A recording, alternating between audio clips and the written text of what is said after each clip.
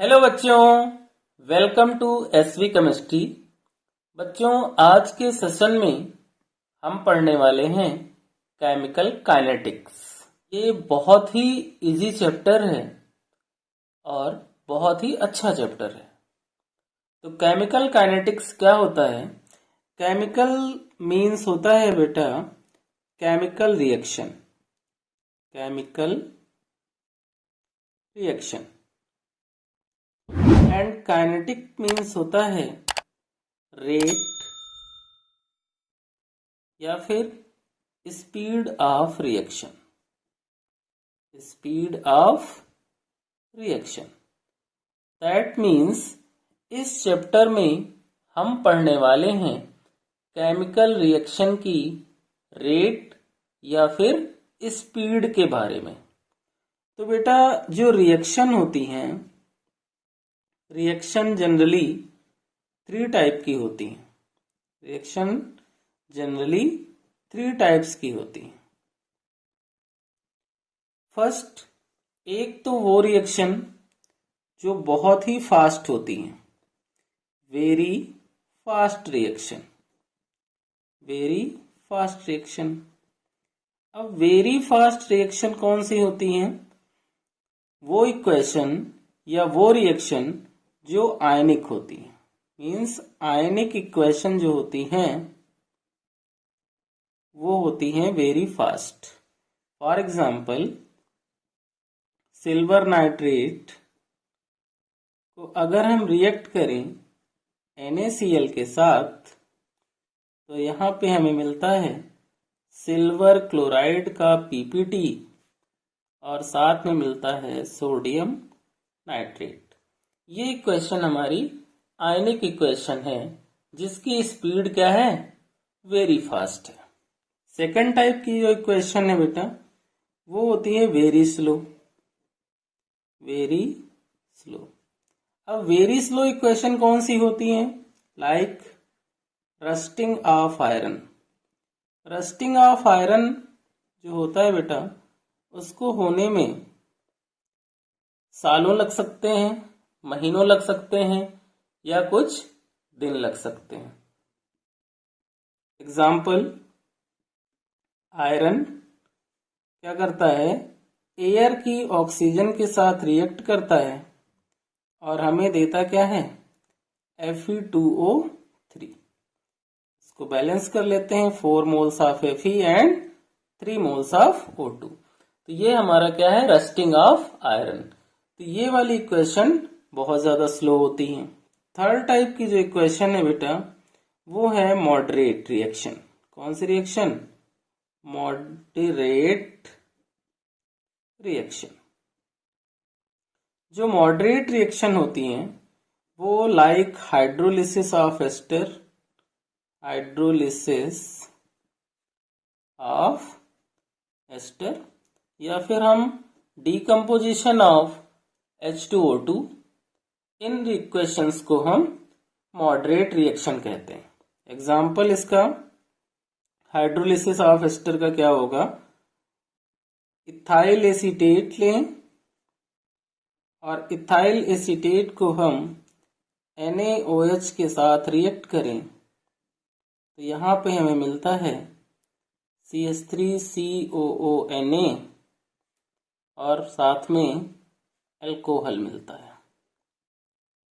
ये 3 टाइप की इक्वेशंस थी, एक वेरी फास्ट इक्वेशन, एक वेरी स्लो इक्वेशन और एक मॉडरेट रिएक्शन।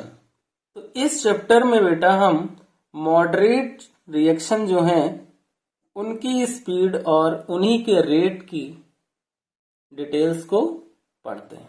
मॉडरेट रिएक्शन से रिलेटेड डिटेल्स हम इस चैप्टर में पढ़ने वाले हैं। सबसे पहले हम क्या पढ़ेंगे? रेट ऑफ रिएक्शन, यानी किसी भी रिएक्शन का जो रेट होता है वो क्या होता है। तो इसको हम क्या करते हैं? इसको हम डिफाइन करते हैं। अगर इक्वेशन एक्वस मीडियम में है तो भी हम उसका रेट फाइंड कर सकते हैं और गैस मीडियम में है तब भी हम उसका रेट फाइंड कर सकते हैं।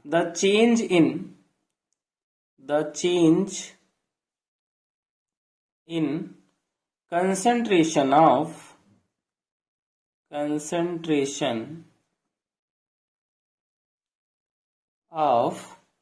any reactant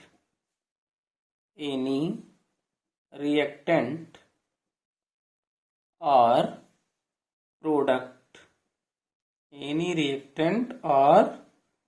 product, with respect to time,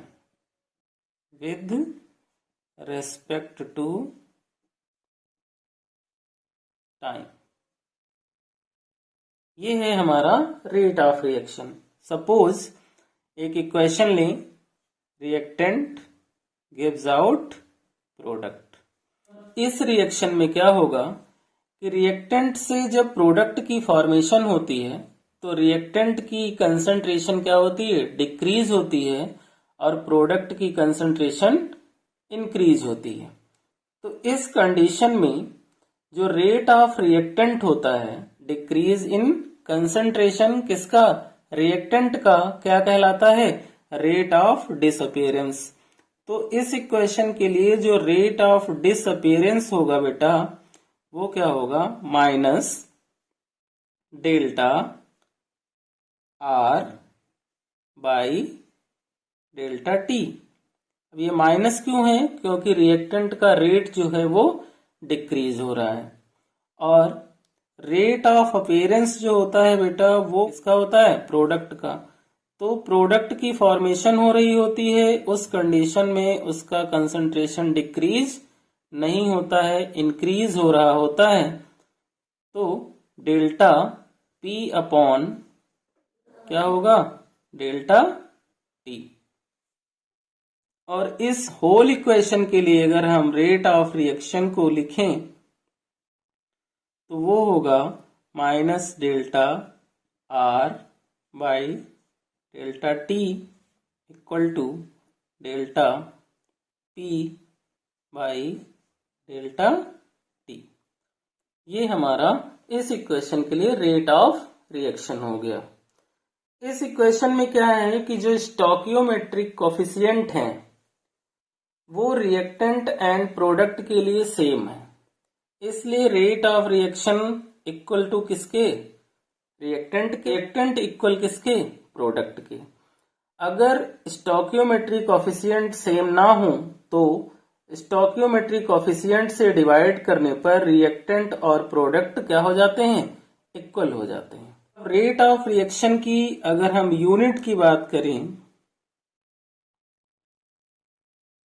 तो यूनिट क्या होगी बेटा, अगर इक्वेशन हमारी एक्वस मीडियम में है तो कंसंट्रेशन को हम किस में लिखते हैं, मोल पर लीटर में। तो ये हो जाता है mole litre inverse second inverse. और इक्वेशन अगर गैस फेज में है तो हमारी जो यूनिट हो जाती है वो हो जाती है ATM second inverse. Types of rate of reaction, types of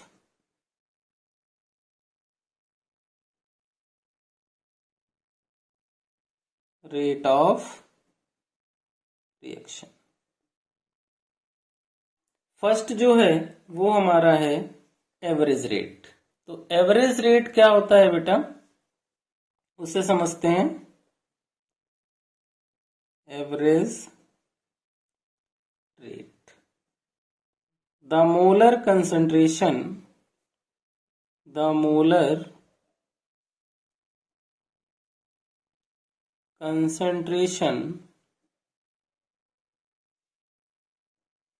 of any reactant or products during definite interval of time, during definite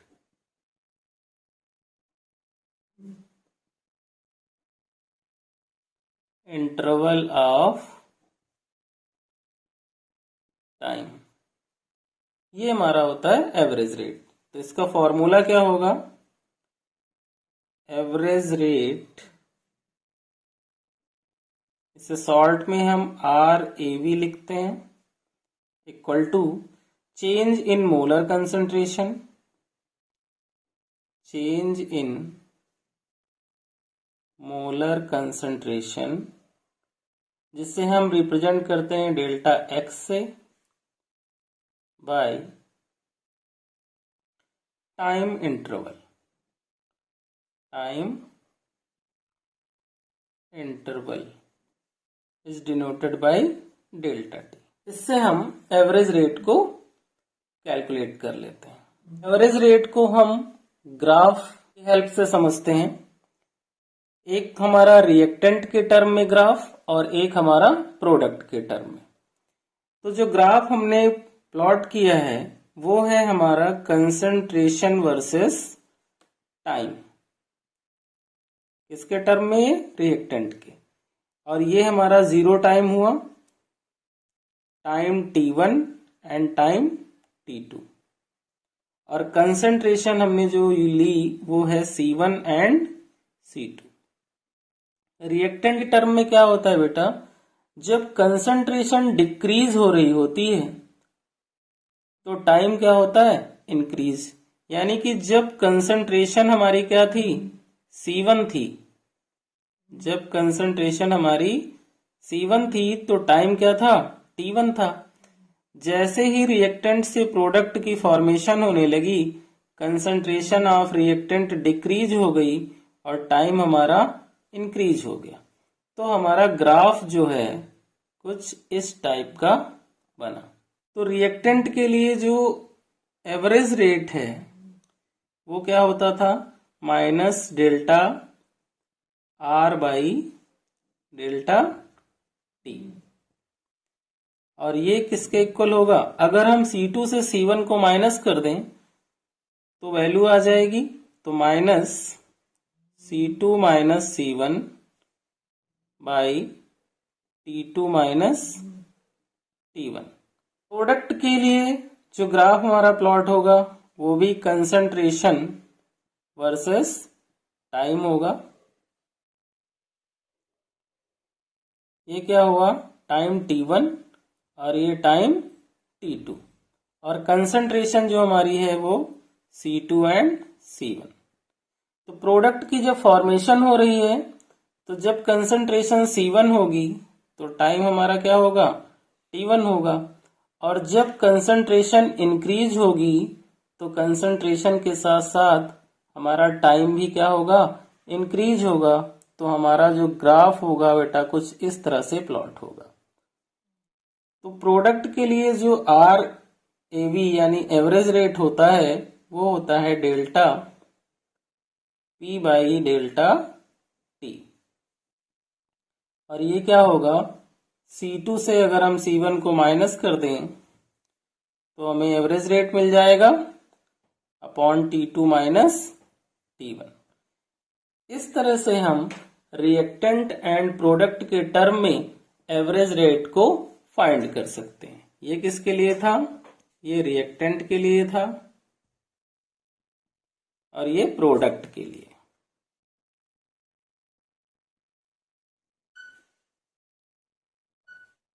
second rate जो बेटा है हमारा वो है instantaneous rate. Instantaneous rate, instantaneous rate क्या होता है बेटा, the rate of change of concentration, change of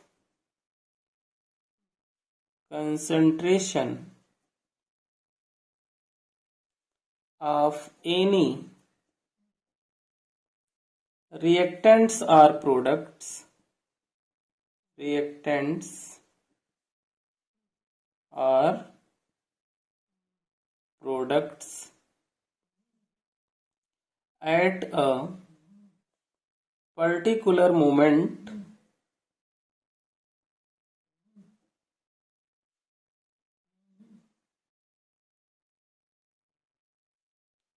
of time. ये हमारा इंस्टेंटेनियस रेट होता है। मीन्स अगर हम एग्जाम्पल की हेल्प से समझें इसे तो रिएक्टेंट गिव्स आउट प्रोडक्ट, और यहाँ पर जो डेल्टा टी है वो 0 टाइम के लिए क्या होता है, चेंज होता है। इंस्टेंटेनियस रेट में डेल्टा टी जो है वो 0 टाइम के लिए बिल्कुल इंस्टेंट टाइम के लिए क्या होता है, चेंज होता है। इसलिए जो आर इंस्टेंटेनियस है वो रिएक्टेंट के लिए डेल्टा की जगह क्या कन्वर्ट हो जाता है, डी में कन्वर्ट हो जाता है। तो ये बन जाता है D R by D T, और आर इंस्टेंटेनियस जो प्रोडक्ट के लिए है वो हो जाता है D product by D T. Factor affecting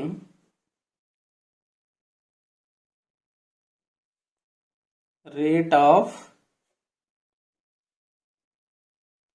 reaction. First factor जो है हमारा वो है कैटेलिस्ट। क्या है, कैटेलिस्ट। कैटेलिस्ट का रेट ऑफ रिएक्शन पे क्या इफेक्ट पड़ता है, तो कैटेलिस्ट क्या करता है, जनरली इंक्रीज करता है रेट ऑफ रिएक्शन को। तो कैटेलिस्ट, आप लोग भी अपनी नोटबुक और पेन लीजिए और मेरे साथ साथ नोट कीजिए। Catalyst generally increase rate of reaction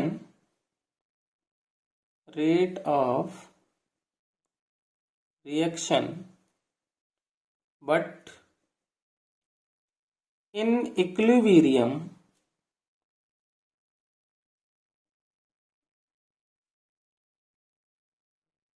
condition catalyst does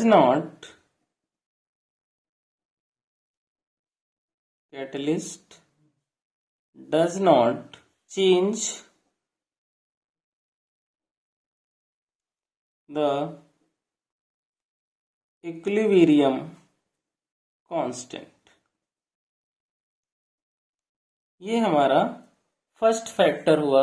second factor कौन सा है बेटा, सेकंड है हमारा nature of reactant.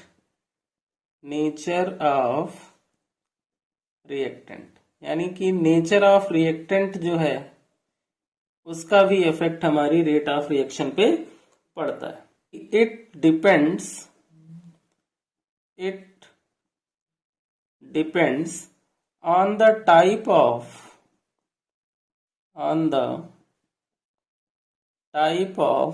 bond because energy of different bond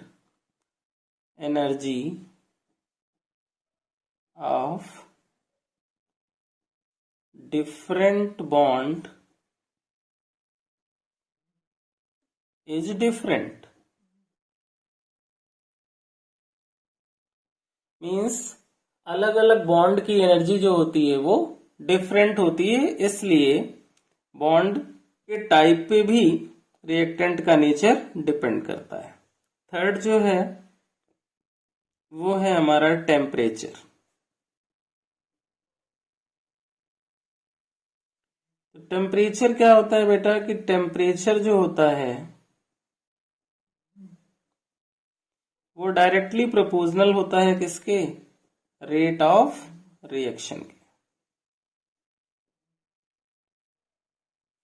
और फोर्थ हमारा जो फैक्टर है जो अफेक्ट करता है वो सरफेस एरिया ऑफ रिएक्टेंट है। Surface area of reactant means जब कैटलिस्ट या रिएक्टेंट दोनों में से कोई एक सॉलिड हो, व्हेन कैटलिस्ट और रिएक्टेंट इज सॉलिड। उस कंडीशन में रेट जो होता है रिएक्शन का वो डायरेक्टली प्रोपोर्शनल हो जाता है सरफेस एरिया के। ये था बेटा हमारा रेट ऑफ रिएक्शन, और उसके टाइप्स में average rate and instantaneous rate, और रेट ऑफ रिएक्शन को कौन से फैक्टर अफेक्ट करते हैं उसके